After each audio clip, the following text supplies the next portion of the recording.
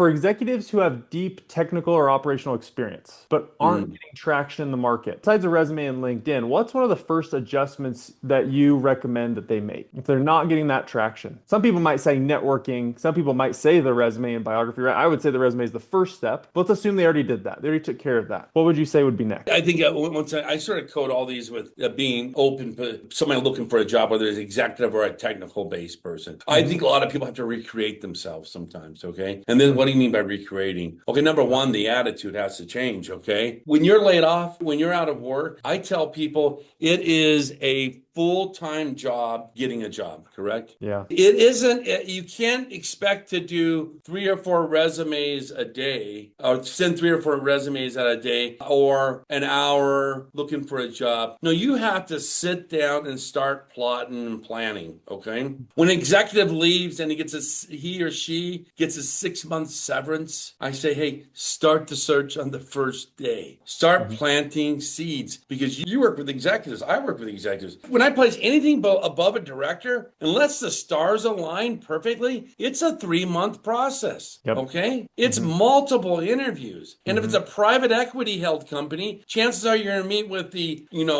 VPs, the president, and then all of a sudden the private equity company goes, well, we want to meet this person too. Correct. And Yeah. to line up the executives perfectly for these interviews can take weeks. Sometimes it can happen in a 2 week period. Very rare. So start planting the seeds when you know it's happening to you.